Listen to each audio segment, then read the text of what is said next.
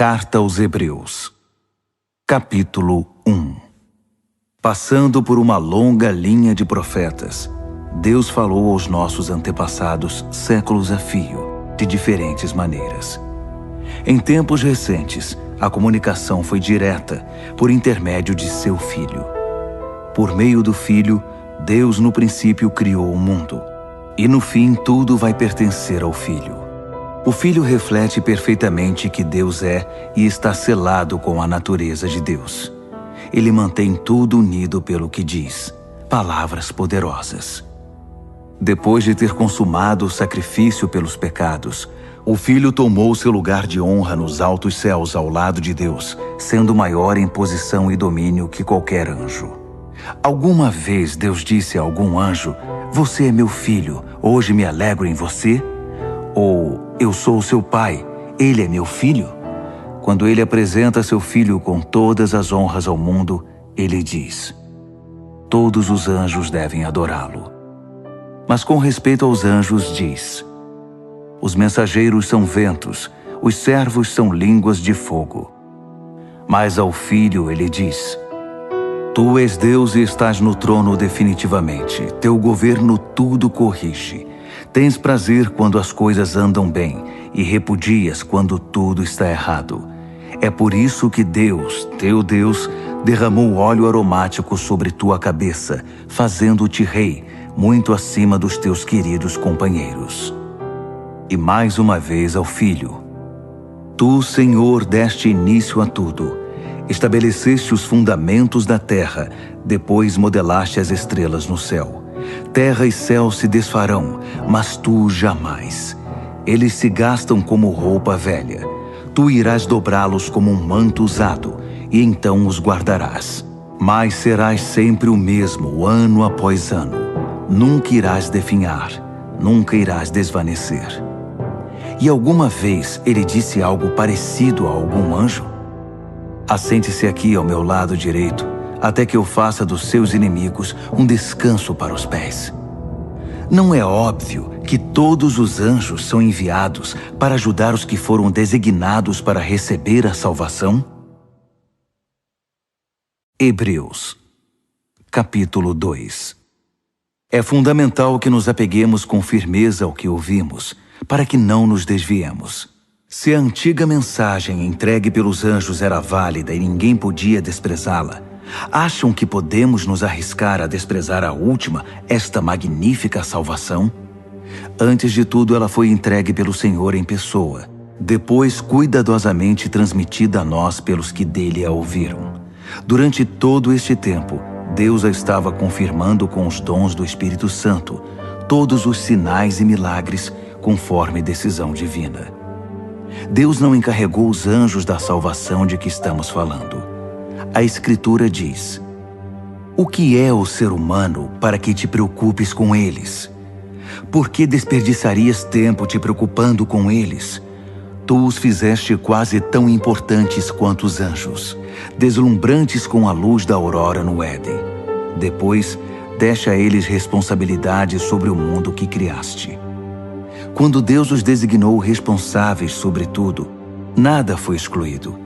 Mas ainda não vemos todas as coisas debaixo da jurisdição humana. O que vemos é Jesus, feito quase tão importante quanto os anjos, e então, pela experiência da morte, coroado muito acima de qualquer anjo, com uma glória deslumbrante com a luz da aurora no Éden. Naquela morte, pela graça de Deus, ele experimentou plenamente a morte no lugar de cada ser humano. Faz sentido que o Deus que iniciou tudo e que tudo preserva agora conclua sua obra, tornando perfeito o pioneiro da salvação através do sofrimento, enquanto ele conduz todas essas pessoas à glória.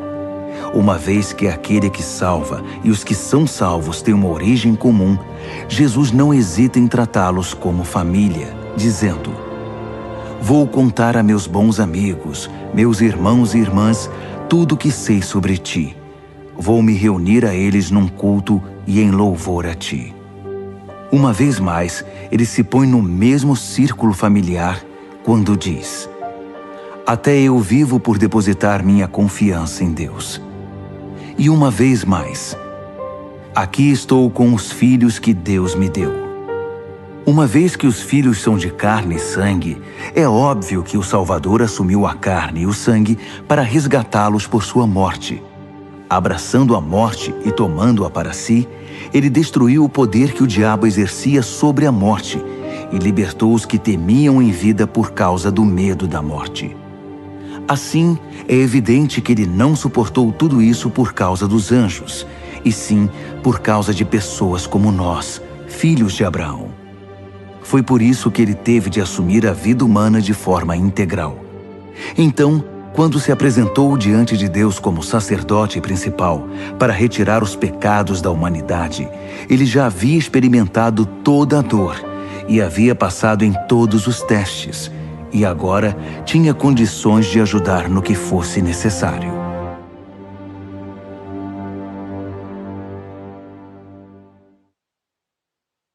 Hebreus, capítulo 3. Portanto, prezados amigos cristãos, companheiros nesta vocação até as últimas consequências, olhem com muita atenção para Jesus. Ele está no centro de tudo em que cremos, pois foi fiel em cumprir tudo o que Deus ordenou. Moisés também foi fiel, mas Jesus tem maior honra. O construtor tem mais valor que sua obra. Toda casa tem um construtor, mas o construtor por trás de tudo é Deus. Moisés fez um bom trabalho na casa de Deus, mas foi um trabalho de servo, deixando as coisas preparadas para aquele que haveria de vir. Cristo, o Filho, tem a responsabilidade da casa. Agora basta que nos apeguemos com firmeza a essa ousada confissão e estamos em casa. É por isso que o Espírito Santo diz: hoje, por favor, ouçam. Não fechem os ouvidos, como na revolta amarga, o tempo de provação no deserto. Ainda que eles tivessem observado meu trabalho por 40 anos, seus antepassados não me permitiram agir do meu modo e muitas vezes testaram minha paciência. Fui provocado, muito provocado. Eu disse, o coração deles nunca vai estar comigo. Eles se recusam a andar nos meus caminhos. Irritado, jurei, eles nunca vão chegar ao seu destino, nunca vão conseguir se sentar e descansar. Portanto, amigos, vigiem seus caminhos. Certifiquem-se de que não haja nenhuma descrença maligna rondando e que possa desviá-los do caminho, afastando-se do Deus vivo. Pois enquanto ainda é o hoje de Deus, vigiem um ao outro, para que o pecado não os adormeça. Se pudermos manter a firmeza no ponto em que começamos, é o bastante para estar com Cristo por todo o caminho. Estas palavras soam em nossos ouvidos. Hoje, por favor, ouçam. Não fechem seus ouvidos como na revolta amarga. Quem eram as pessoas que se fizeram de surdas? Não eram as mesmas que Moisés tirou do Egito? E quem provocou Deus por 40 anos? Não foram os mesmos que se fizeram de surdos e viraram cadáveres no deserto?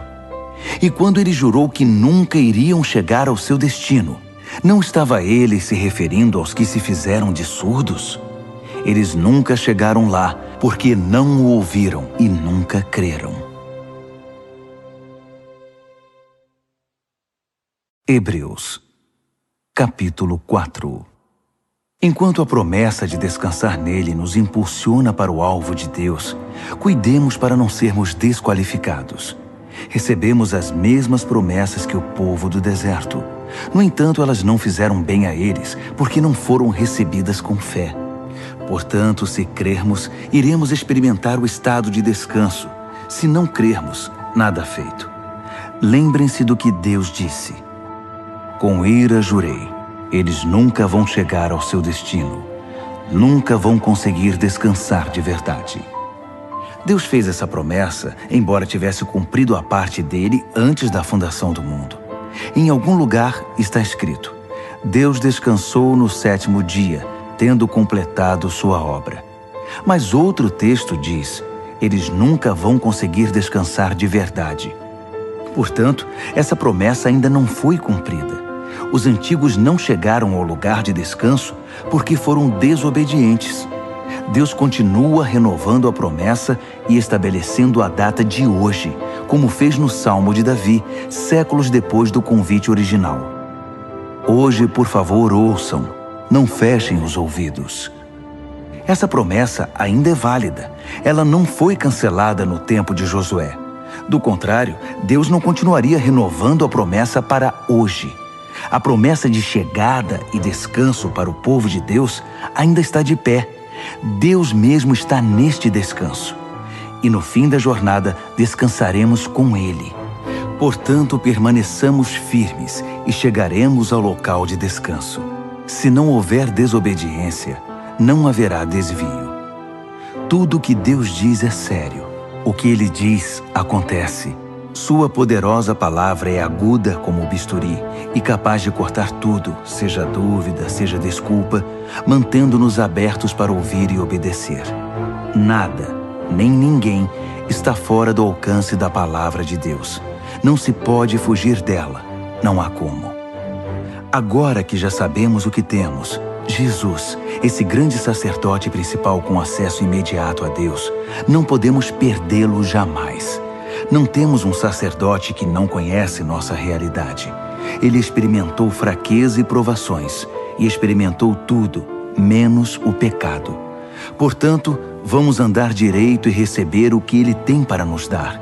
Recebam a misericórdia, aceitem a ajuda. Hebreus, capítulo 5. Todo sacerdote principal, selecionado para representar o povo diante de Deus e oferecer sacrifícios pelos pecados deles, deve ser paciente com as falhas deles, pois essa também é a sua própria experiência. Isso significa que ele tem de oferecer sacrifícios pelos próprios pecados, não só pelos pecados do povo. Ninguém assume por conta própria essa posição de honra. Precisa ser chamado por Deus, como foi o caso de Arão. Nem Cristo se presumiu sacerdote principal. Ele também foi separado por aquele que disse: Tu és meu filho, hoje me alegro em ti. Em outro lugar, Deus declara: Tu és sacerdote para sempre, na ordem real de Melquisedeque. Enquanto viveu na terra, antecipando a morte, Jesus clamou de dor e lamentou de tristeza, enquanto apresentava suas orações sacerdotais a Deus. Ainda que fosse o Filho de Deus, ele aprendeu uma obediência confiante pelo que sofreu, assim como nós. Então, tendo chegado ao apogeu da maturidade e declarado por Deus sacerdote principal na ordem de Melquisedeque, ele se tornou a fonte da salvação eterna para todos os que obedecem a ele confiadamente. Tenho muito a dizer sobre este assunto, mas é difícil argumentar com vocês, pois se apegaram ao mau hábito de não ouvir. Vocês já deveriam ser mestres, mas percebo que ainda precisam de alguém que se sente com vocês e ensine de novo os princípios elementares acerca de Deus, desde o início. Estão bebendo leite materno, quando deveriam estar há muito tempo ingerindo alimento sólido. O leite é para principiantes, inexperientes nos caminhos de Deus. O alimento sólido é para quem tem maturidade e alguma prática em discernir o certo do errado. Hebreus, capítulo 6. Portanto, vamos abandonar os rabiscos da pré-escola e passar para as grandes obras de arte que retratam Cristo. Cresçam em Cristo. As verdades fundamentais estão estabelecidas. Virar as costas para a salvação da autoajuda e se voltar para Deus com toda a confiança. Instruções batismais, imposição de mãos, ressurreição dos mortos, castigo eterno. Se Deus nos ajudar, permaneceremos fiéis a tudo isso. Mas isso não é tudo. Continuemos. Os que já viram a luz provaram o sabor dos céus, foram parte da obra do Espírito Santo, experimentaram pessoalmente a absoluta bondade da palavra de Deus e os poderes que se manifestaram em nós, e ainda assim, com desprezo, viraram as costas para tudo isso e lavaram as mãos. Bem, eles não podem começar tudo de novo, como se nada tivesse acontecido. É impossível, porque crucificaram Jesus outra vez. Eles o repudiaram em público. A terra ressecada, que recebe a chuva, produz uma colheita farta, pois o lavrador que a cultiva tem a aprovação de Deus. Mas se produz ervas daninhas e espinhos, o mais provável é que ela seja amaldiçoada. Campos assim são queimados, não produzem colheita. Amigos, estou certo de que isso não acontecerá com vocês. Tenho os melhores pensamentos a respeito de vocês. Pensamentos sobre a salvação. Deus não perde nada. Deus conhece perfeitamente o amor que vocês demonstraram quando ajudaram alguns cristãos em necessidade, algo que continuam a praticar. Agora, quero que cada um de vocês tenha o mesmo interesse por uma esperança saudável e a mantenham até o fim. Não voltem atrás. Sejam como aqueles que nunca perderam a fé e receberam tudo o que foi prometido a eles. Quando Deus fez aquela promessa a Abraão, ele a endossou, pondo a própria reputação em jogo. Ele disse: prometo que o abençoarei com tudo o que tenho. Bênção, bênção e bênção. Abraão se agarrou a isso e recebeu tudo o que lhe foi prometido. Quando alguém faz uma promessa, oferece também uma garantia, apelando para alguma autoridade acima dele. Assim, se houver alguma dúvida a respeito da promessa, a autoridade entra em ação, decidindo qualquer questionamento. Deus, como garantia de suas promessas, deu sua palavra, uma garantia sólida como rocha. Deus não pode quebrar sua própria palavra. E como sua palavra não pode mudar, sua promessa é também imutável. Nós que recorremos a Deus para salvar nossa vida, temos todos os motivos para agarrar com as duas mãos a esperança prometida e nunca mais a largar. Essa esperança é uma linha da vida espiritual inquebrável, que vai além de tudo que é visível, até a presença de Deus, onde Jesus está, pois ele se adiantou a nós e assumiu sua posição permanente de sacerdote principal a nosso favor, na ordem de Melquisedeque. Hebreus, capítulo 7. Melquisedeque era rei de Salém e sacerdote do Deus Altíssimo. Ele se encontrou com Abraão, que voltava de derrotar alguns reis, e o abençoou. Abraão, por sua vez, entregou a ele a 10ª parte do espólio de guerra. O nome Melquisedeque significa rei de justiça, e Salém significa paz. Portanto, ele é também o rei da paz. Melquisedeque é mencionado na história sem registro de laços familiares, sem indícios de que teve início ou fim. Nesse sentido, ele é como o Filho de Deus, uma presença sacerdotal grandiosa dominando todo o cenário. Podemos deduzir que Melquisedeque era alguém muito importante pelo fato de nosso pai Abraão ter dado a ele o dízimo dos despojos. Os sacerdotes descendentes de Levi são autorizados a recolher os dízimos do povo, ainda que sejam mais ou menos iguais, sacerdotes e povo, tendo um pai em comum, Abraão. Mas esse homem, um estrangeiro, recebeu dízimos de Abraão e abençoou aquele que havia recebido as promessas de Deus. Em atos de bênção, o menor é abençoado pelo maior. Vejamos o caso por outro ângulo.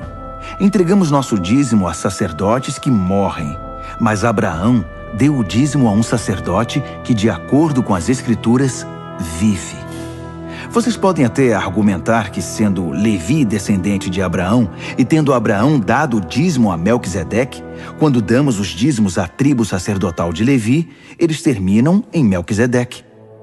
Se o sacerdócio de Levi e Arão, que deu a estrutura para a entrega da lei, pudesse tornar as pessoas perfeitas, não haveria necessidade de um novo sacerdócio, como o de Melquisedeque. Mas como esse sacerdócio não conseguiu cumprir seu objetivo, houve uma mudança de sacerdócio. Com ele veio uma nova lei, que instituía mudanças radicais. Não há meio de entender essas mudanças nos termos do antigo sacerdócio levítico. É por esse motivo que não há nada na árvore genealógica de Jesus que possa conectá-lo à linhagem sacerdotal de Levi. Mas o episódio de Melquisedeque traz uma analogia perfeita. Jesus, sacerdote como Melquisedeque, não por ascendência genealógica, mas pela absoluta força da vida ressurreta, ele também vive. É sacerdote para sempre, na ordem real de Melquisedeque. Os antigos procedimentos, um sistema de mandamentos que nunca funcionou como deveria, foram deixados de lado. A lei não conduziu ninguém à maturidade. Assim, um caminho que funciona, Jesus, que nos leva diretamente à presença de Deus, foi posto em seu lugar. O sacerdócio de Arão perpetuou-se automaticamente de pai para filho, sem confirmação explícita de Deus. Mas Deus interferiu e instituiu esse novo sacerdócio, que é permanente, e adicionou uma promessa. Deus deu sua palavra. Ele não voltará atrás. Tu és o sacerdote permanente. Isso faz de Jesus a garantia de um caminho muito melhor para chegarmos a Deus. Um sistema que realmente funciona, uma nova aliança. Antigamente havia uma multidão de sacerdotes, pois eles morriam e tinham de ser substituídos. Mas o sacerdócio de Jesus é permanente.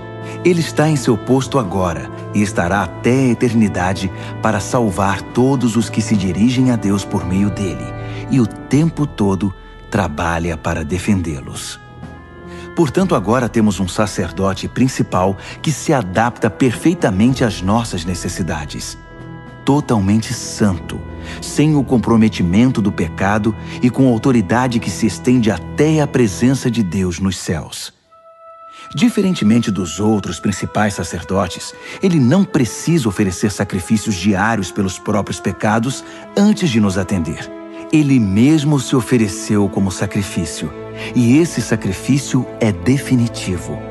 A lei indicava como sacerdotes principais homens que não conseguiam cumprir seu ofício com perfeição. Mas a ordem que resultou da intervenção de Deus designou o Filho, que é absoluta e eternamente perfeito. Hebreus, capítulo 8. Em essência, temos um sacerdote principal, que com autoridade na presença de Deus, conduz o culto no santuário verdadeiro construído por Deus. A tarefa do sacerdote principal é oferecer dádivas e sacrifícios. Nesse ponto não é diferente do sacerdócio de Jesus. Se ele estivesse limitado à terra, não poderia ser sacerdote. Não precisaríamos dele, pois há um grande número de sacerdotes que podem oferecer as dádivas prescritas na lei. Esses sacerdotes, na verdade, apenas representam o que acontece no verdadeiro santuário do céu. Moisés teve um vislumbre dele na época em que estava para edificar o santuário do tabernáculo. Foi quando Deus disse: siga exatamente o que você viu na montanha. Mas a obra sacerdotal de Jesus ultrapassa em muito a dos outros sacerdotes, pois ele faz parte de uma aliança muito superior. Se a primeira aliança tivesse funcionado, a segunda não seria necessária. Mas sabemos que a antiga aliança deixou a desejar, pois Deus disse: levantem a cabeça, está chegando o dia em que vou estabelecer uma nova aliança com Israel e Judá. Vou deixar de lado a antiga aliança que estabeleci com os antepassados deles, quando os conduzi pela mão na saída do Egito. Eles não cumpriram a parte deles no acordo, por isso os deixei de lado. Mas a nova aliança que estou fazendo com Israel não será escrita no papel, não será esculpida em pedra. Desta vez vou escrever a aliança neles mesmos. Vou gravá-la no coração deles. Vou ser o Deus deles, e eles serão meu povo. Não precisarão ir à escola para aprender de mim, nem comprar um livro do tipo Conheça Deus em 5 lições. Eles vão me conhecer em primeira mão, o pequeno e o grande, o comum e o importante. Eles vão me conhecer por terem sido carinhosamente perdoados, por terem sua ficha de pecados apagada e limpa para sempre. Quando a nova aliança entre Deus e seu povo passou a vigorar, a antiga foi para a gaveta e lá ficará acumulando poeira.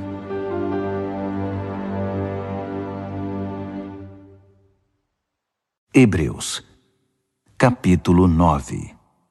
A primeira aliança continha orientações para o culto e contava com um lugar designado especialmente para realizá-lo. Uma grande tenda exterior foi montada. Ela abrigava o candelabro, a mesa e o pão da presença.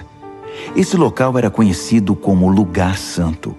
Uma cortina foi estendida e atrás dela montaram uma tenda menor, o lugar santíssimo.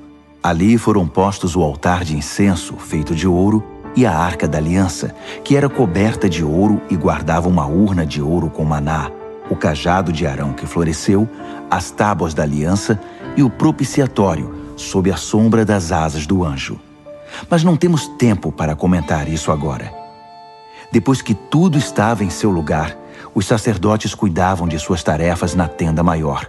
Mas apenas o sacerdote principal entrava na tenda interior, a menor, e isso uma vez por ano, para oferecer um sacrifício de sangue pelos próprios pecados e pelos pecados acumulados do povo.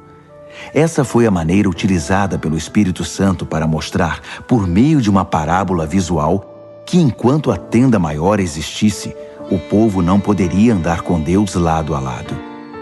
Nesse sistema, as oferendas e os sacrifícios não podem, de fato, chegar ao âmago da questão. Não podem acalmar a consciência das pessoas, pois estão limitadas a questões de ritual e comportamento. Trata-se essencialmente de um arranjo temporário, até que uma revisão completa pudesse ser feita.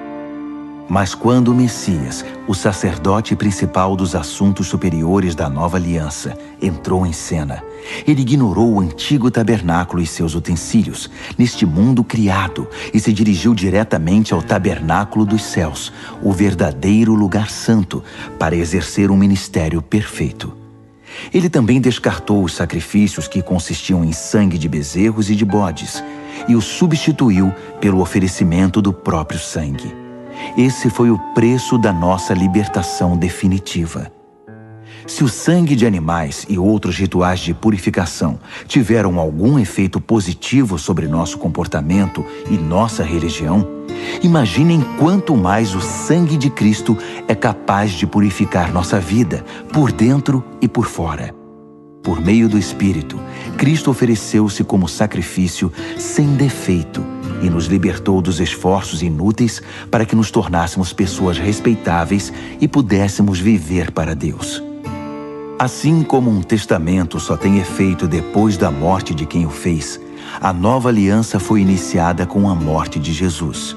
Sua morte assinalou a transição da antiga aliança para a nova, cancelando as antigas obrigações e os pecados que as acompanhavam, e convocando os herdeiros a receber a herança eterna que foi prometida a eles. Reuniu Deus e seu povo neste novo caminho. Mesmo na primeira aliança, houve a necessidade de uma morte para sua confirmação. Depois de ler todos os termos da aliança da lei, o testamento de Deus, Moisés pegou o sangue dos animais sacrificados e, num gesto solene, aspergiu-o sobre o documento e sobre o povo, que era o beneficiário. Ele atestou sua validade com as palavras: "Este é o sangue da aliança ordenada por Deus." Fez o mesmo com o local de culto e seu mobiliário. Moisés disse ao povo: "Este é o sangue da aliança que Deus firmou com vocês." Num testamento, pode-se dizer que tudo gira em torno da morte. É por isso que o sangue, a evidência da morte, é tão usado em nossa tradição, especialmente no que se refere ao perdão de pecados. Isso indica a proeminência do sangue e da morte em todas aquelas práticas secundárias que apontam para as realidades do céu. Indica também que quando o que é real assume seu lugar, os sacrifícios de animais não são mais necessários, pois já cumpriram seu propósito. Cristo não entrou na versão terrestre do lugar santo. Ele entrou no verdadeiro lugar santo e ofereceu-se a Deus como sacrifício pelos nossos pecados. Ele não faz isso todo ano, como os principais sacerdotes faziam na antiga aliança, com um sangue que não era o deles. Se fosse, ele teria de se sacrificar repetidamente no decorrer da história. Em vez disso, ele se sacrificou de uma vez por todas, assumindo todos os outros sacrifícios no seu sacrifício, a solução final para o pecado. Todo mundo tem de morrer uma vez e depois encarar as consequências de sua vida. A morte de Cristo também foi um acontecimento único, mas foi um sacrifício que levou nossos pecados para sempre. Assim, da próxima vez que ele se manifestar, o resultado para os que estão ansiosos por encontrá-lo será exatamente a salvação. Hebreus, capítulo 10. A antiga aliança era apenas um vislumbre das boas coisas da nova aliança. Uma vez que a antiga aliança da lei não era completa em si mesma, ela não poderia aperfeiçoar os que participavam dela. Não importa quantos sacrifícios oferecessem ano após ano, jamais conseguiriam uma solução definitiva. Se tivessem conseguido, os adoradores seguiriam cada um o seu caminho alegremente, não mais presos aos seus pecados. Mas em vez de remover a consciência do pecado, a repetição dos sacrifícios de animais na verdade só realçava a preocupação e a culpa, porque o sangue de touros e de bodes não tem poder para eliminar pecados. É isso que a profecia quer dizer nas palavras de Cristo. Tu não queres sacrifícios e ofertas ano após ano, e me preparaste um corpo para o sacrifício. Não é o aroma ou a fumaça do altar que te dá prazer. Então eu disse, estou aqui para fazer do teu modo, ó Deus, como está determinado no teu livro. Quando ele diz, tu não queres sacrifícios e ofertas, está se referindo às práticas da antiga aliança.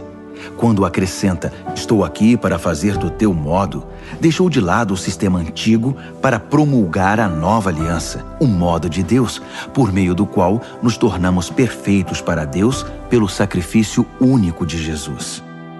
O sacerdote trabalha no altar todos os dias, oferecendo o mesmo sacrifício ano após ano, e nem de longe resolve o problema do pecado. Como sacerdote, Cristo fez um sacrifício único pelos pecados, e tudo se resolveu. Então, ele se sentou à direita de Deus e apenas esperou que seus inimigos desabassem. Foi um sacrifício perfeito, realizado por uma pessoa perfeita, para aperfeiçoar pessoas muito imperfeitas. Por meio daquela simples oferta, ele fez tudo o que precisava ser feito para os que tomam parte no processo purificador. O Espírito Santo confirma. A nova aliança que estou fazendo com Israel não será escrita no papel, não será esculpida em pedra. Desta vez, vou escrever a aliança neles mesmos. Vou gravá-la no coração deles. Ele conclui. Vou limpar de vez a ficha dos pecados deles. Uma vez que os pecados foram definitivamente eliminados, não é preciso mais oferecer sacrifícios por eles. Portanto, amigos, podemos agora, sem hesitação, caminhar direto para Deus, até o lugar santo. Jesus preparou o caminho pelo sangue de seu sacrifício e atua como nosso sacerdote diante de Deus. A cortina que dá acesso à presença de Deus é seu corpo. Então, avante, cheios de fé, confiantes de que estamos apresentáveis para Ele, vamos nos agarrar às promessas que nos fazem prosseguir. Ele sempre mantém sua palavra. Sejamos criativos no amor, no encorajamento e na ajuda. Não evite as reuniões de culto, como alguns fazem, desprezando os irmãos, ainda mais agora que o grande dia se aproxima. Desistir e virar as costas para tudo que aprendemos e recebemos, para a verdade que agora sabemos, é o mesmo que rejeitar o sacrifício de Cristo, e estaremos sem defesa no juízo final. E que julgamento será! Se a pena por quebrar a lei de Moisés era morte física, o que acham que vai acontecer se vocês desprezarem o Filho de Deus, se cuspirem no sacrifício que tornou vocês completos e se insultarem o Espírito? Isso não é pouca coisa. Deus já nos avisou. Vai nos chamar para prestar contas e nos fazer pagar. Ele foi muito claro. A vingança é minha e não vou deixar passar nada. Disse também, Deus vai julgar seu povo. Acreditem, ninguém vai escapar. Lembram-se de quando vocês viram a luz pela primeira vez? Eram tempos difíceis. Ser desrespeitado em público e atacado de todas as formas era a rotina. Às vezes com vocês, às vezes com seus amigos. Se os amigos eram presos, vocês ficaram do lado deles. Se os inimigos atacavam e tomaram seus bens, vocês os deixavam ir com um sorriso, sabendo que eles não poderiam tocar no verdadeiro tesouro de vocês. Nada disso os aborrecia, nada os fez retroceder. Então, não joguem tudo isso fora. Na época, vocês eram confiantes e devem ser agora. Vocês precisam perseverar, permanecer firmes na aliança de Deus para alcançar o aperfeiçoamento prometido. Não vai demorar agora. Ele está a caminho. Ele vai se manifestar a qualquer momento. Qualquer um que esteja firme comigo, descansa em leal confiança. Mas se desistir e me abandonar, não ficarei satisfeito. Mas não somos perdedores. Não vamos desistir. Ah, não. Continuaremos firmes e sobreviveremos, sem perder a confiança durante a caminhada. Hebreus, capítulo 11. O fato essencial da existência é que esta confiança em Deus, esta fé, é o alicerce sólido que sustenta qualquer coisa que faça a vida digna de ser vivida. É pela fé que lidamos com o que não podemos ver. Foi um ato de fé que distinguiu nossos antepassados, elevando-os acima da multidão. Pela fé, vemos o mundo trazido à existência pela palavra de Deus, o que foi criado e que podemos ver por meio do que não vemos. Por um ato de fé, Abel apresentou a Deus um sacrifício melhor que o de Caim. Foi aquilo em que ele acreditava, não o que ele trouxe, que fez diferença. Pelo que Deus observou, pôde aprová-lo e considerá-lo justo. Após todos estes séculos, aquela fé continua a chamar nossa atenção. Por um ato de fé, Enoque escapou da morte. Eles o procuraram e não o encontraram, pois Deus o tinha tomado. Sabemos, com base num testemunho confiável, que antes de ser tomado, ele agradou a Deus. É impossível agradar a Deus a não ser pela fé. Por quê? Porque qualquer um que deseja se aproximar de Deus deve crer que Ele existe e que se preocupa o bastante para atender aos que o procuram. Pela fé, Noé construiu um barco na terra seca. Ele havia sido avisado de algo que não podia ver e agiu apenas com base no que foi dito a ele. O resultado? Sua família foi salva. Seu ato de fé estabeleceu uma linha divisória entre a maldade do mundo descrente e a justiça do mundo que cria. Como consequência, Noé tornou-se íntimo de Deus. Por um ato de fé, Abraão disse sim ao chamado de Deus e partiu para um lugar desconhecido, que se tornaria seu lar.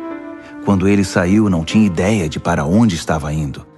Por um ato de fé, foi residir no país que, de acordo com a promessa, seria dele. Viveu ali como estrangeiro e morava em tendas. Isaac e Jacó fizeram o mesmo, vivendo pela mesma promessa. Abraão agiu assim, mantendo o olhar numa cidade invisível, que tem fundamentos reais e eternos, a cidade planejada e construída por Deus.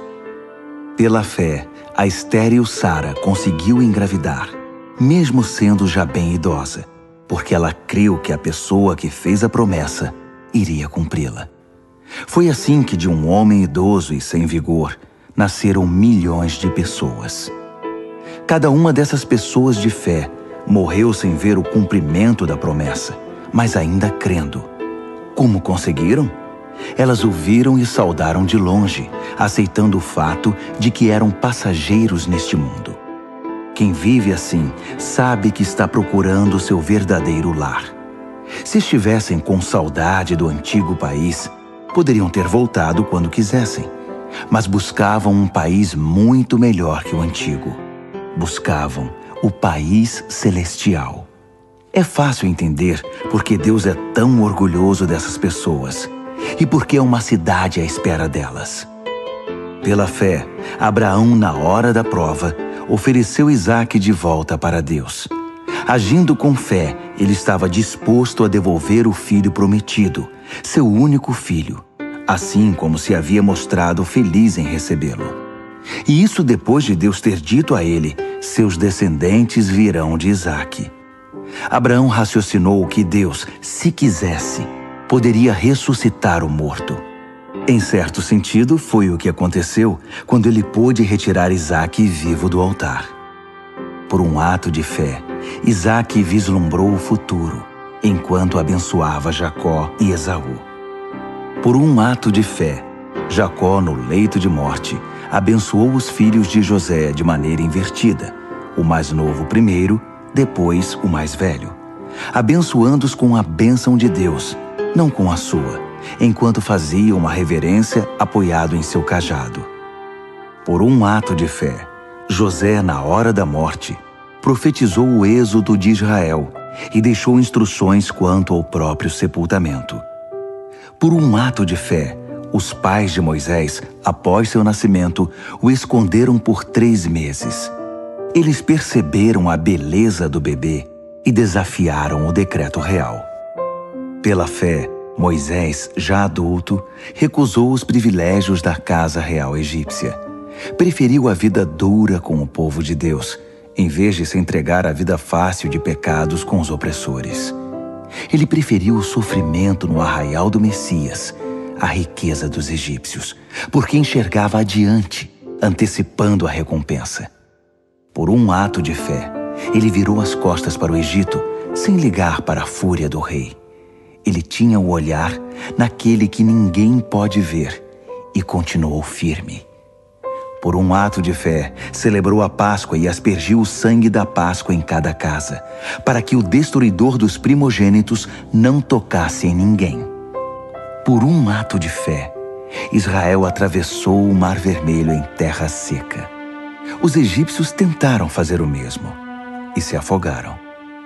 Por um ato de fé, os israelitas marcharam ao redor das muralhas de Jericó durante 7 dias. E as muralhas caíram. Por um ato de fé, Raabe, a prostituta de Jericó, acolheu os espiões e escapou da destruição que veio sobre os que se recusaram a confiar em Deus. Poderia prosseguir, mas não há tempo. Ainda há muitos outros: Gideão, Baraque, Sansão, Jefté, Davi, Samuel, os profetas. Por seus atos de fé, eles venceram reinos, fizeram obras de justiça, viram promessas cumpridas. Foram protegidos de leões, incêndios e ameaças de morte. Transformaram a desvantagem em vantagem. Venceram batalhas, afugentaram exércitos invasores. Mulheres receberam seus queridos de volta dos mortos. Foram eles que, sob tortura, se recusaram a desistir e ser libertados, preferindo algo melhor, a ressurreição. Outros enfrentaram abusos, açoites e, sim, algemas e prisões. Temos informação de alguns que foram apedrejados, cerrados ao meio, assassinados a sangue frio. Histórias de homens vagando pela terra em peles de animais, sem teto, sem amigos, sem força. O mundo não os mereceu, vivendo como podiam nas periferias cruéis do mundo. Entretanto, nenhum desses exemplos de vida de fé puseram a mão na recompensa prometida. Deus tem um plano melhor para nós. Que nossa fé se junte a deles para formar um todo completo, como se a vida de fé que eles tiveram não fosse completa sem a nossa.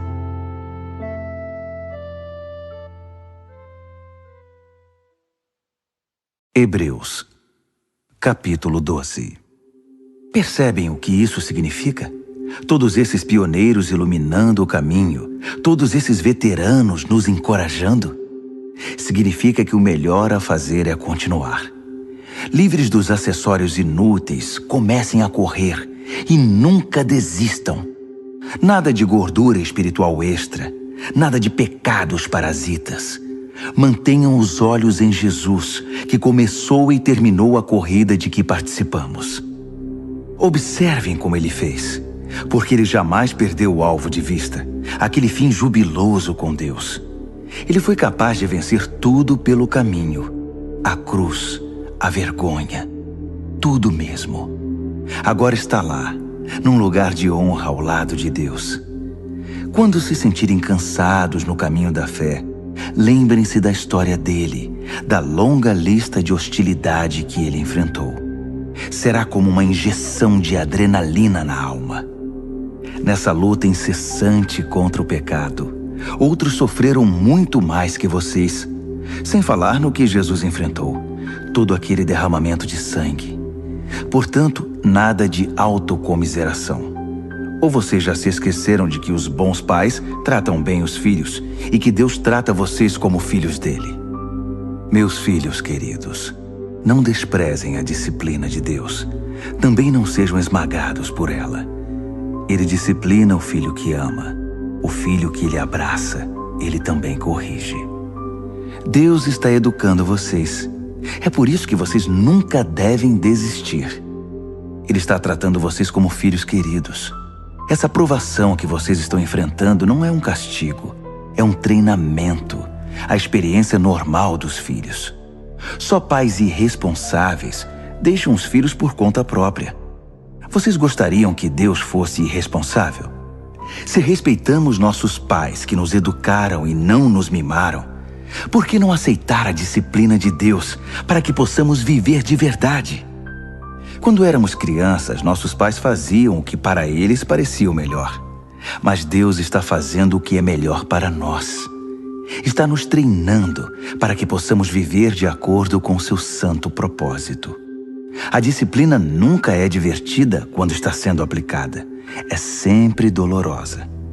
No entanto, mais tarde, evidentemente, é uma bela recompensa, pois quem é treinado adequadamente se torna maduro no relacionamento com Deus. Não cruzem os braços, não fiquem parados. Preparem o caminho dos maratonistas para que ninguém tropece, caia ou pise em algum buraco e sofra uma contusão no tornozelo. Ajudem-se mutuamente e corram. Esforcem-se para que seja possível a convivência uns com os outros e com Deus.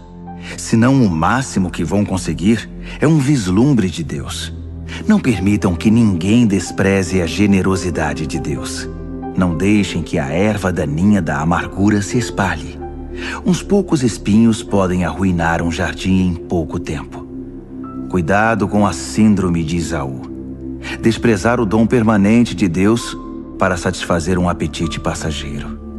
Vocês sabem que Esaú mais tarde se arrependeu daquele ato impulsivo e tentou, ora com lágrimas, ora sem lágrimas, recuperar a bênção de Deus. Mas já era tarde demais. Diferentemente dos seus antepassados, vocês não foram até o Monte Sinai, aquele fogo como que de vulcão e estrondo de terremoto, para ouvir Deus falar. As palavras ensurdecedoras e a mensagem forte a ponto de balançar a alma os aterrorizaram, e eles imploraram que parasse. Quando ouviram a frase, se um animal tocar a montanha deverá morrer, ficaram com medo até de se mexer. Até Moisés ficou assustado. Essa não é de modo algum a experiência de vocês. Vocês chegaram ao Monte Sião, a cidade onde o Deus vivo reside. A Jerusalém invisível é habitada por multidões de anjos festivos e cidadãos que creem. É a cidade onde Deus é o juiz e na qual seus julgamentos nos tornam justos. Vocês chegaram a Jesus, que apresentou uma nova aliança, um novo alvará concedido por Deus.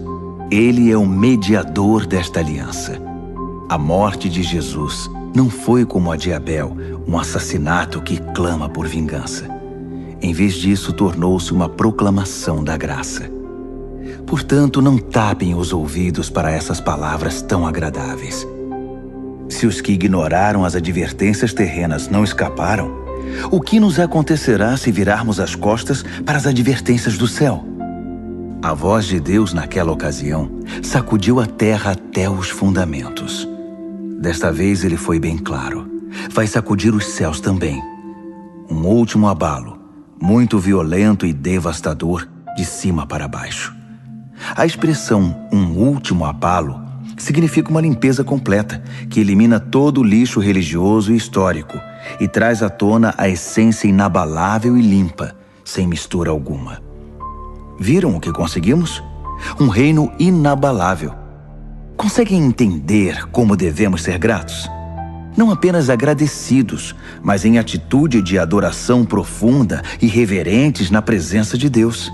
Pois Deus não é um espectador indiferente. Ele está ativamente limpando a casa, queimando tudo o que precisa ser queimado, e não vai desistir até que toda a sujeira desapareça. O próprio Deus é o fogo.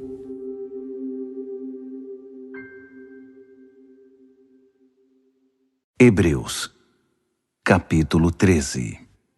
Estejam bem uns com os outros, unidos pelo amor, sempre prontos para oferecer uma refeição ou uma pousada se alguém precisar, pois alguns receberam anjos em casa sem o saber. Tratem os prisioneiros como se estivessem presos com eles. Cuidem das vítimas de abuso como se o que aconteceu com elas tivesse acontecido a vocês. Honrem o casamento e mantenham a pureza sexual entre marido e esposa. Deus não aprova o sexo casual e ilícito. Não fiquem obcecados por adquirir bens materiais. Estejam satisfeitos com o que já possuem, pois considerando que Deus nos assegurou, não vou permitir que vocês caiam, nunca vou abandonar vocês, podemos corajosamente citar: Deus está pronto para nos ajudar. Não tenho medo de nada. Quem ou o que pode me atingir? Tenham consideração para com os pastores que deram a vocês a palavra de Deus. Observem como eles vivem e permitam que a fidelidade deles ensine vocês, bem como a verdade que eles defendem. Devemos ser persistentes, porque Jesus não muda. Ontem, hoje, amanhã, Ele é sempre o mesmo. Não sejam enganados. Se especularem demais, podem acabar se afastando dele. A graça de Cristo é o único fundamento adequado à vida. Produtos com o nome de Cristo não fazem muito pelos que os compram. O altar de onde Deus nos envia o dom de si mesmo não se presta ao tipo de exploração praticada por gente desonesta. No antigo sistema, os animais eram mortos, depois os corpos eram retirados do acampamento. O sangue então era trazido para dentro do altar como sacrifício pelo pecado. Ocorreu o mesmo com Jesus. Ele foi crucificado fora das portas da cidade, e ali ele derramou o sangue do sacrifício, que foi trazido para o altar de Deus, a fim de purificar seu povo. Portanto, vamos para fora onde Jesus está, onde a ação está. Não devemos pensar em privilégios, mas assumir nossa parte no sofrimento de Jesus. Esse mundo que fica do lado de dentro não é nosso lar. Esperemos a cidade que está para vir. Vamos para o lado de fora com Jesus, não mais derramando sangue de sacrifícios de animais, e sim os louvores dos nossos lábios a Deus em nome de Jesus. Não pensem que por achar que tudo está resolvido, poderão se tornar preguiçosos e não fazer mais nada pelo bem comum. Não. Compartilhem o que têm com os outros. Deus tem prazer especial em atos de culto. Um tipo diferente de sacrifício que tem lugar na cozinha, no local de trabalho ou na rua.